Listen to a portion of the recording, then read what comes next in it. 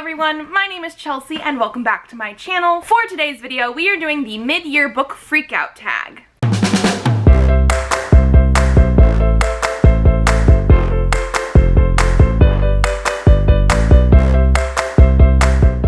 So this is a tag that I have been doing basically every single year since I have started BookTube, and I absolutely love it. However, how are we in June already? Not only that, how are we near the end of June?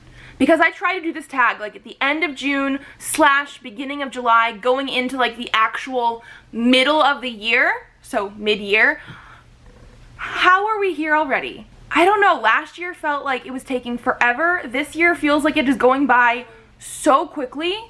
It does not feel like we should be in June already. But we do have 13 questions here, and we're gonna jump right on in. The first question is the best book you have read so far in 2021. This is very, very hard because I feel like most of my reading has been good. So I've picked a sort of top 3. I feel like these are ones that'll definitely end up on my best books of the year list. The first one I don't even have a physical copy of yet because I read it as an ARC, and that is going to be the Soulmate Equation by Christina Lauren. This was my first Christina Lauren, and I just absolutely fell in love with this book. I loved the characters. I loved the concept of like a scientific dating site where they sort of try to match pieces of your DNA together to see if you're compatible.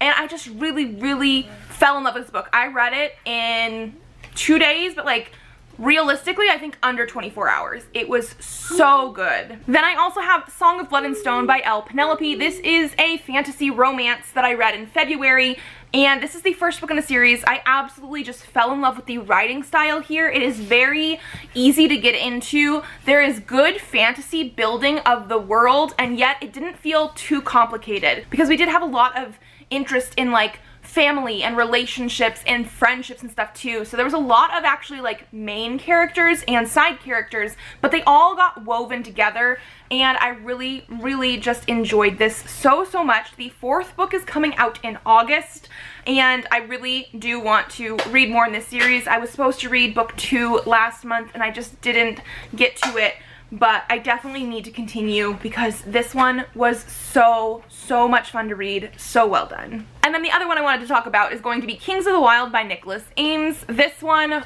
again, so well done. This is an adult fantasy about retired mercenaries, so like they are much older than typical protagonists, and they're getting the band back together to go and rescue one of the mercenaries' daughters. So she is like an adult, and they are trying to go and rescue her. So I want to say they're probably like in their 50s or 60s.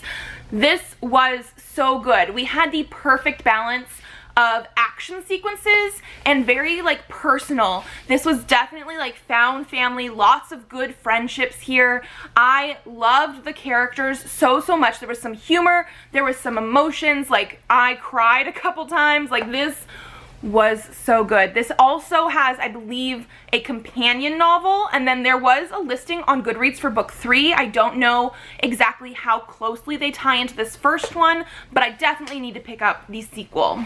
Number 2, the best sequel you've read so far in 2021. I have read some sequels, and while I feel like they've been pretty good, I don't think I've had any that have been like amazing sequels, but the one that I did choose, because I do feel like this was still pretty high up there, I did give it a 4.5 stars, is going to be Keeper of the Lost Cities Exile by Shannon Messenger. I read the first book, just Keeper of the Lost Cities, last year. Absolutely fell in love with it, and while these are big, thick, chunky boy books, they are very quick to get through, and the reason I gave this a 4.5 instead of a 5, I did believe the beginning went a little bit too slow, but once we got into the actual, like, what the problem was in this book and, like, things started happening that way, I really enjoyed it. There's also, like, magical creatures in here. I mean, obviously we can see here, I believe this is an alicorn in this book. I could be wrong exactly on, like, what it's classified as. It's been a little while since I've read this, but I definitely want to continue in this series. Number 3, a new release you haven't read yet, but you want to. So again, I have some for this, like multiple. The first one I have here is Lost in the Neverwoods by Aiden Thomas. I read Cemetery Boys last year. absolutely fell in love. Now, I don't want to say necessarily that Aiden Thomas is a favorite author because I've only read one of their books, Cemetery Boys. This is the second book that they have ever published, but I'm very, very excited for it because I absolutely love the characters and the way Cemetery Boys was written, and this is going to be a Peter Pan retelling. I also really, really need to get to Winter's Orbit by Everina Maxwell. I am a sucker for sci-fi, and I also really, really love romance stuff. Like, if there is a romance in a book, I am more likely to enjoy it than if there's not a romance. And this one is an adult sci-fi romance. This, I think, was compared to like Red, White, and Royal Blue and The Long Way to a Small Angry Planet, and I am just so ready to read this. I don't know why I haven't picked it up yet. It also has really, really pretty teal sprayed edges because this was the Illumicrate edition. But yeah, I definitely need to get to this one. I can't keep putting it off because, like, I need to read it. I just have so many other things that I'm trying to get to as well. And then another one I don't have with me, but I'm pretty sure it is out now, is Blue Flag Volume 8 by Kaito. This is the last book in the Blue Flag series that was like my top manga of last year. I read volumes 6 and 7 this year as well, and I need to get my hands on it. I am so ready for it because I absolutely love the series, but also it is going to be the last book, so I'm a little bit nervous. The next time I go to the bookstore though, I'm definitely picking up a copy. Number 4, what is your most anticipated release for the second half of the year? So I'm actually going to be skipping July, August, and September because I did a whole video talking all about new releases in those next 3 months that I'm very, very excited for. And I have 65 titles in that video. So if you want to see what I'm excited for in the next 3 months, you can definitely look there. So I ended up picking 3 more books though that are coming out in the next 3 months after that. So October, November, December, that I'm very excited for. The first one is When Night Breaks by Janella Angelis. I read Where Dreams Descend earlier this year. I think in January, potentially. Absolutely loved it. 5 out of 5 stars. Just the feelings I got when I read it was amazing. And this is like Phantom of the Opera meets Moulin Rouge meets Magician type of thing. And I just really, really enjoyed it. This is a duology, so When Night Breaks is going to be the final one. I've already pre-ordered a copy from Owl Crate to match my Where Dreams Descend. And yes, I definitely am excited for that one. Another one is going to be All the Feels by Olivia Dade. This is a companion / sequel to Spoiler Alert, which is another book that I read last year. Absolutely loved. 5 out of 5 stars. This is going to follow some of the other people that were like side characters in that book. And yes, Spoiler Alert was an amazing like movie, fandom, cosplay type of book with the romance. We also had a plus-size main character, and I think we're having a plus-size main character in All the Feels as well. And yeah, I'm just very, very excited for it. And then the last one I'm excited for is Aurora's End by Amy Kaufman and Jay Kristoff. This is the 3rd book in the Aurora Cycle series.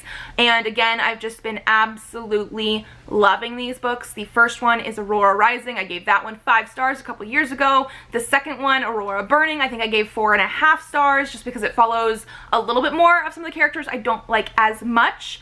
But also, this cover, Finian is my favorite character of the series. He's on the cover.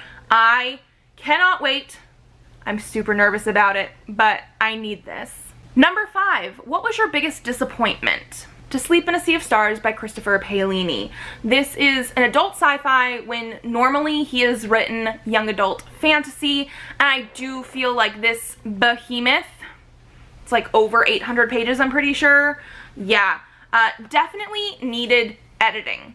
I did not connect to a single character in this, and it fell into the trap of those sci-fis who try to be smart. And I can tell he did a lot of research into a lot of things, but when you have one character explain a lot of things that feel outside of what that character would know, it gets a little bit tedious, especially if she doesn't know something, somebody else has to explain it to her, and it was very repetitive. This was way too long for what it was. I didn't connect to anybody, and this was a buddy read, so I slogged through it. It really should have been a DNF. This was just not for me, even though the cover is gorgeous. The inside, everything is so, so nice. What's also sad, and I don't know if the audiobook would have helped me or not, just because I'm not the best audiobook person either, but Jennifer Hale, who is Commander Shepard in Mass Effect, she did the audiobook for this, and she is a phenomenal voice artist. Like, she is perfect in the video games and stuff that she's done, and I bet she would do an amazing job with an audiobook. But I don't know how much that would have helped because I enjoy her, but I really did not connect to this book, and I really, really wish I did. Number 6, your biggest surprise. So for this one, I think I'm gonna go with Eat, Pray, Die by Chelsea Field. The only reason I read this book was because I was doing a What's in a Name reading vlog series on my channel. I actually have 2 of those reading vlogs up now, but the first one I did was reading books by authors named Chelsea and Chelsea Field. The only reason I found this was because I was doing this series. I had literally never heard of this series before, and I was looking up books on Goodreads and Amazon to try and figure out what authors named Chelsea, like what kind of books they have, and I actually found this one on Amazon. I don't even think it was one of the first searches that came up on Goodreads, but I found it on Amazon. It is like a really funny, humorous mystery type of book. I gave it 4.5 stars. But the more I think about it, the more I'm just like, I really, really, really want to dive into this series. Like, I'm going to read the second one this next month because it was just so much fun. Our main character in this one is like a poison taster. Like, she tastes food for like the rich and famous and can taste poisons and drugs and stuff in it. So it does seem like a little bit out of this world. Like, suspend your disbelief a little bit. But I absolutely love the characters. I just had such a fun time reading it, and I never would have found this if it wasn't for that vlog I did. And so yeah, a really big surprise, but a very happy one. Number 7 is a favorite new author, so that either could be a debut author or an author that is new to me. And I have a couple here that I'm tentatively saying because I've only read 1 book by them. I don't usually say someone is a new favorite author unless I've read at least 2 to 3 books by them, but I haven't really read multiple books by an author yet this year. So these are ones that I have read this year that I do want to read more from, so I'm counting them at least now as new favorite authors. The first one I have here is Slay by Brittany Morris. This one, again, I read like early this year. Really, really enjoyed this one. It wove a lot of like fun video game aspects in with really hard topics about the Black experience, and some things I had heard of before, some things I hadn't, and I just really, really enjoyed my time reading this. I sped through it, and her next book, I think it's The Cost of Knowing, has like a slight paranormal or magical realism fantasy type of aspect to it, whereas this is definitely more contemporary. And so yes, I definitely want to pick up more work by Brittany Morris. And then I also have Janella Angelis, the author of Where Dreams Descend. Again, like I said, I read this early this year. I really, really fell in love with like the writing style, and like I had just like this feeling in my chest the entire time I read this. And so while I probably wouldn't be able to pick out exactly why I loved so much of what I did love about this, I just had that feeling and I knew I loved it. And so I'm very excited for the sequel, and I'm really curious about anything else that she will write. Number 8 is Newest Fictional Crush. I don't get these very often, but I have noticed, especially in the last couple years, if I do have like a fictional crush, it is almost exclusively adult romance. I think it's because I'm experiencing the female main character fall in love with these characters. I don't always do this with every single like adult romance. Like, I'm not going to necessarily fall in love with every single hero, but I definitely did it with this one, and it's going to be The Soulmate Equation by Christina Lauren. So the hero in that one is Dr. River Pena, and he is just the perfect guy for me. He's a little bit shy, a little bit awkward, very, very smart. He came across a little bit like an asshole at the very beginning of the book because our main character didn't really know him and know why he was avoiding certain things. But over the course of the book, I just fell more and more in love with him. Like, he is an amazing guy. Just so, so good. And so yeah, I definitely have a little bit of a crush on him. Number 9, your newest favorite character. For this one, I think I'm gonna go with Clay Cooper from Kings of the Wyld. Now, I talked about this a little bit earlier, obviously, and this does have, you know, some action and humor and all this kind of stuff, but one of the things that I think it does really, really well is the friendships and the found family, and the fact that our main character, Clay, is so much invested in his friends and his friends' kids and like all this kind of stuff. Like, they are so good. So actually, I probably could have picked the entire cast of this book. We have a lot of really good characters here. Like, Matrick was amazing, Moog was amazing, Ganlion was amazing. Like, they were so well crafted, so much so. Like, I really need to probably reread this eventually and then move on to the next book in the series. But overall, the main thing that I loved about this book was our characters and those friendships. Yes. Number 10, a book that made you cry. For this one, I'm going with The Castle School for Troubled Girls by Alyssa B. Scheinmel. This one I read as an ARC, and I definitely do need to get a copy eventually. I give it 5 out of 5 stars. I did not expect that going into this book because it's basically following our main character who gets sent to a school for troubled girls, and she's definitely there for like group therapy and this kind of stuff. And as we get further into the book, and this is not necessarily a spoiler or anything, it's just more of the overall like tone of the book, we are dealing with grief. This one does have a lot of other girls there for other reasons. It's going to have a lot of content warnings, like we have cutting and anorexia and ADHD, drug abuse, I believe. Like, there's a huge range of reasons why these girls are here, but our main character is there to deal with grief. We don't know exactly what, we don't know why, we don't know how, and like why she's dealing with all this kind of stuff, but overarching, that is what it is. And so we have a lot of different talk about different ways of dealing with grief and different reasons we are dealing with grief.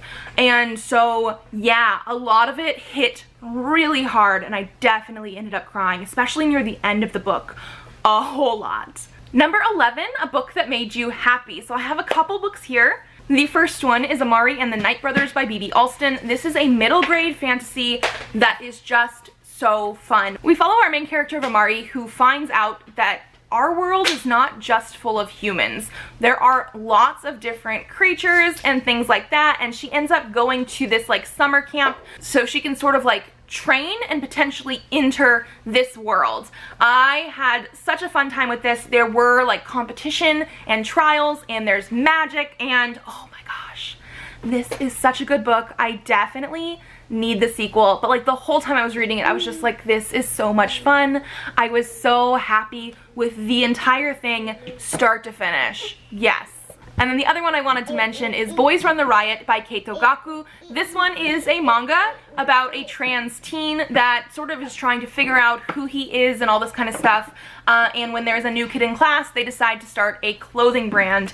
And this is basically own voices for our author. He is also trans mask, and I don't necessarily know how much fashion played a part in his life when he was growing up, but I really enjoyed this first volume. Again, it just made me so happy that we have a book like this, and I definitely need to continue in this series as well. Number 12, the most beautiful book you've bought so far this year or received. For this one, I'm going with basically my most recent Owl Crate because it is absolutely gorgeous. Like, this is one of the most stunning books. It's The Ones We're Meant to Find by Joan He.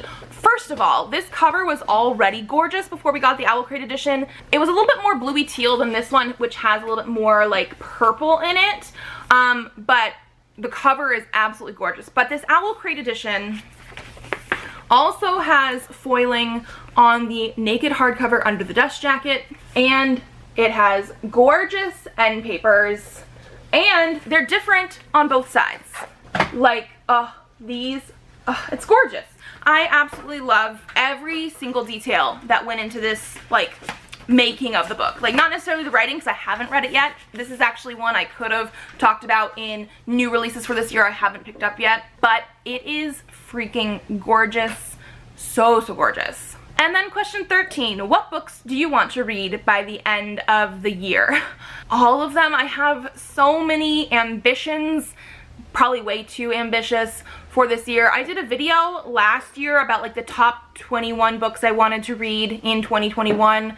and I don't even think I've done a third of them yet. I am so far behind, but I'm also not being very good about like actually making time to read them. So I think that needs to be my main goal. I don't actually even know what books they are off the top of my head, but I'm gonna say that. I'll leave the link down below or in the cards or whatever it is, but yeah, I definitely was like, these are the books I'm going to read. 21 books I'm gonna read in 2021, and I want to say I've probably read maybe almost a third, like 5 or 6 for sure, but there's more that I haven't read and I need to do it. So yeah, those are the ones I'm going to say I need to read. And then that is it for this tag. I absolutely love the mid-year book freakout tag. I have already been watching people's because people have started within the last week or two already. So yeah, if you guys like this video, give it a thumbs up to let me know. Subscribe to this channel if you would like to see more videos. I do have videos up Tuesdays and Thursdays, so I will see you then. Bye!